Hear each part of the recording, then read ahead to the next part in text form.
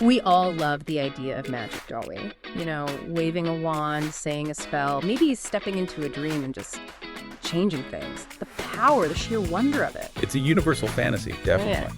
But it's easy to forget the other side of the coin. Exactly. Get ready to embark on lucid journeys. Explore the Phillip multiverse. All right, so welcome everyone to this deep dive. And today we're going to be talking about something pretty wild. Yeah. We're going to be jumping headfirst into Phillip multiverse. Changing things. The power, the sheer wonder of it. It's a universal fantasy, definitely. But it's easy to forget the other side of the coin. Exactly. What about the hidden costs? Not just, the usual sacrifices for friends or love, but the price for the power itself. The raw ability to bend reality. Right. So today we're doing a deep dive into that, looking at the unseen burdens carried by two really fascinating young heroes. One, obviously, wields magic through wands and wizardry. And the other, his power comes from somewhere totally different, the world of dreams, from inside his own head.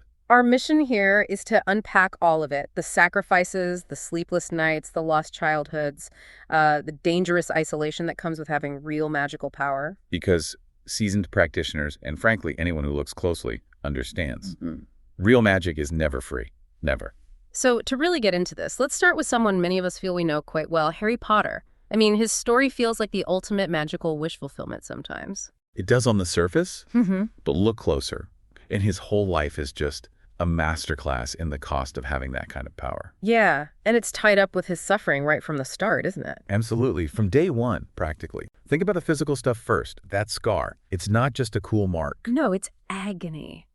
Excruciating pain whenever Voldemort's near or feeling strong emotions. It's like a direct wire. A constant physical reminder of his connection to pure evil. And that's just the scar. Then there's the mental connection itself. He's forced, against his will, to see into Voldemort's mind, feel his rage. It's a total violation. Imagine that constant intrusion, the stress, the vigilance.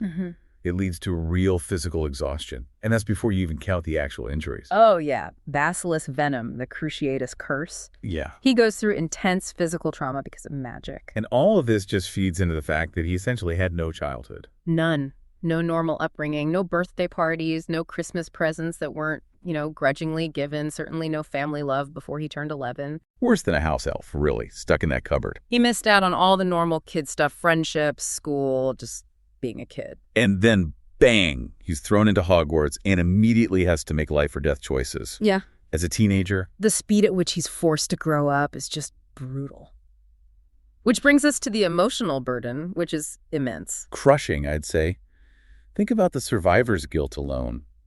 His parents, Cedric, Sirius, he carries the weight of their death. He feels responsible, doesn't he? Like it's somehow his fault. Plus, there's the constant pressure of being the boy who lived. Always living up to this impossible expectation. He's not allowed to just be Harry. He's a symbol. And you see the toll, the nightmares, the flashbacks, clear signs of trauma, PTSD even. And that horrible fear that his fame isn't earned, it's just built on tragedy. Which isolates him even more. Socially, it's a disaster. His fame actively pushes genuine connection away. People want the legend, right? Not the actual person. Exactly. And the media scrutiny is relentless. Public opinion swings back and forth. He can't trust anyone, really. Not with the full truth of the danger he's in.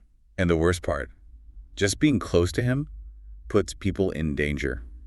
His friends, loved ones, they become targets just because they know him. It's a terrible price. And then there's the moral way of it all. Heavy. He's forced into situations where he has to harm, maybe even kill, to survive as a kid. Decisions that affect the entire wizarding world land on his shoulders. And that prophecy. Yeah. It makes him feel responsible for every single person Voldemort hurts or kills. It's that constant awful choice.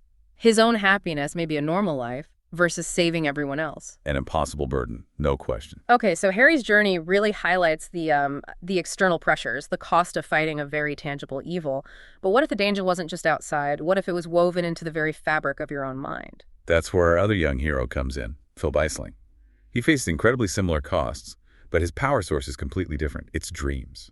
And this raises a really interesting question, doesn't it? Could power that comes from inside you, from your own consciousness, actually be more dangerous than external magic? Philip's journey into dream mastery gives us a pretty chilling perspective on that. For him, the simple act of falling asleep becomes dangerous. How so? Well, without his special dream catcher, his Nagwagon, these malevolent spirits called draiths invade his dreams. Draiths. What are they exactly? They're essentially the tormented spirits of other dreamers who got lost, trapped between worlds, and now in their misery they try to pull others into that same nightmare existence. Wow. So sleep, which should be restorative, becomes a fight for survival. Exactly. Normal rest turns into a battleground inside his own head. He's chronically exhausted from fighting off these attacks night after night. That sounds utterly terrifying. I mean, to be afraid to close your eyes? He literally thinks at one point, and it's heartbreaking, I'm afraid if I fall asleep tonight, I will have another nightmare. I've never been so terrified. So tonight, I cannot fall asleep. I will not fall asleep. It's just awful. And this affects his waking life too, right? This dimensional drift thing. Yes, that's a huge part of it. The lines blur. Dream experiences start having physical consequences in the real world. Like what? Like waking up genuinely sunburned after dreaming of a beach. Or having real bruises from a fight he had in a dream. Whoa, so there's actual physical evidence. Evidence others can see, but nobody can explain. He starts struggling to tell dream memories apart from real memories. It's incredibly disorienting. That's a whole different kind of isolation. It's not just fame, it's reality itself becoming unstable. Precisely. And on top of that, he carries this prediction burden. What's that? His charm, his anchor in the dream world, it changes color when his dreams show possible futures. So he sees things that might happen. Potential futures, yeah. Which forces him into this terrible dilemma. Should he act on this knowledge? What if it's wrong? What if changing it makes things worse? The moral weight of that. Yeah. Knowing you might alter someone's destiny based on a maybe. It's immense. And the Oracle, this mysterious guide he encounters in dreams, explicitly warns him about it. She says making big decisions based on potential predictions is perilous because there's no guarantee they'll actually happen. So he has foresight, but without any certainty. That's rough. And it deepens his isolation from his family and friends, too. He can't explain to his mom why he needs this dream catcher. She just thinks he's anxious. And his brother. Thinks he's making it all up for attention. His friends think he's either lying or losing his mind when he tries to share any of it. So he's completely alone with this extraordinary, terrifying reality. Utterly alone, even when people are around. The mental strain must be unbelievable, juggling multiple realities, fearing you might get stuck between them. Constantly vigilant in dreams, trying to maintain control, terrified of losing his own identity. It all adds up to a complete loss of a normal teenage life. Yeah, how can you worry about homework or dates when you're fighting spirits in your sleep and questioning reality? Exactly. Normal problems seem almost trivial, but they still hurt. And knowing he's responsible for protecting people even in dreams, that weighs on everything. Okay, so we've unpacked these two very different yet similarly burdened young heroes. What does it tell us about the nature of their powers? Why are these abilities inherently so dangerous? Well, if you look at the core difference, Harry's threats are mostly external, wouldn't you say? Definitely. Voldemort, Death Eaters, dark creatures. There's a clear enemy out there. Right. His link to Voldemort causes pain, yes, but it's Voldemort acting on him. His Parseltongue makes people suspicious, but it's their reaction. His fame makes him a target. The prophecy forces Voldemort's hand.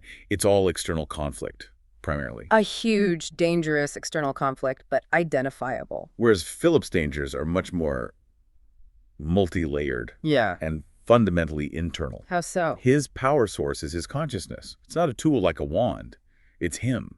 So the power itself can harm him directly through that dimensional drift. The reality bleed through. Right, the sunburns, the injuries. And the Draith attacks. These aren't just external monsters. They're reflections of a potential fate. The Oracle warns him they're spirits of dreamers caught between worlds, causing mayhem out of their own torment. So they represent what he could become. Exactly. And the Oracle hints it gets worse, that there are deeper, older powers commanding the Draiths, entities who see untrained dreamers like Philip as either pawns or threats to be destroyed. So the Draiths are just the beginning. Just the beginning. And unlike Harry, who fights Voldemort, Philip faces the terrifying possibility of becoming the enemy, of becoming a Draith himself if he loses control. That warning from the Oracle is chilling. Learn to control your dreams lest they control you. You don't want to end up a draith now, do you? It puts the internal struggle front and center. His biggest fight might be against himself. It's really fascinating. Two completely different magical systems, one external, based on tradition and tools, the other internal, born from consciousness, yet they teach such similar, profound lessons about power's true price. They really do.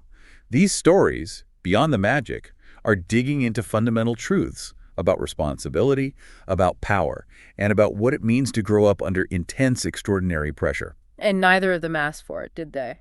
Not initially, no. Yeah. Harry was born into his situation, the prophecy, the connection to Voldemort. Philip's abilities awaken spontaneously on his 13th birthday, when he passes through the first gate of dreaming. Something dream masters recognize happens unconsciously. Destiny just landed on them. And both face skepticism from the people who should have helped them. Oh, definitely. Harry had the whole ministry denying Voldemort was back, calling him a liar. And Philip had teachers accusing him of cheating, his own mother dismissing his fears about dreams as just anxiety, refusing to understand the Nagawam. It seems that possessing extraordinary power, whether wizarding or dream-based, often comes with disbelief from the ordinary world. It forces them to carry the burden alone. And that power immediately creates responsibility for others. Harry has to save the wizarding world. And Philip, seeing those potential futures for Cynthia with his charm, feels compelled to act, even with the risks. It embodies that old metaphysical idea.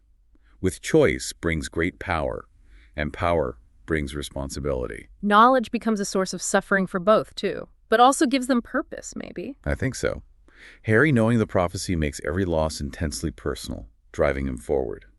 Philip, seeing potential futures, creates those agonizing moral choices, forcing him to grapple with huge ethical questions. That kind of knowledge, that foresight, it's an incredible weight. And it inevitably isolates them, creates barriers to normal relationships. Harry's fame and the constant danger make real connection almost impossible. Who could understand what he was going through? And Philip literally can't explain his reality without sounding crazy to the people around him. It's not just loneliness. It's the isolation of living in a world nobody else can see or understand. The ultimate cost, perhaps. An unshared reality. It's definitely up there. Which means both must learn to control abilities that could easily destroy them from within or without. Harry had occlumency lessons, struggling to shield his mind, learning judgment about using his powers. And Philip lives under the constant shadow of the Oracle's warning. Control your dreams, or they will control you. It's a fight for their very sanity, their existence, not just for saving the world. So wrapping this up, here's something for you, our listener, to think about. Is magic, real magic with these kinds of stakes, actually worth the cost? Would you take that power knowing the price? And maybe think about this. Both boys lose their childhoods, but in such different ways. Which burden seems heavier? Which danger more terrifying, the enemy outside constantly hunting you, or the enemy potentially lurking within your own mind, your own power threatening to consume you? As Philip's journey unfolds, we know he'll learn more about those deeper threats, about what it truly means if his dreams master him. But that's definitely a story for another deep dive. If this whole exploration of magical sacrifice got you thinking, please hit subscribe and maybe share this deep dive with a friend, someone who loves Harry Potter perhaps, or is just curious about the idea that true power always demands a price. Yeah, definitely like the episode. Follow us on socials. We share dream tips and other magical discussions there. And we'd really love to read your reviews, hear your thoughts on the real costs of wielding magic.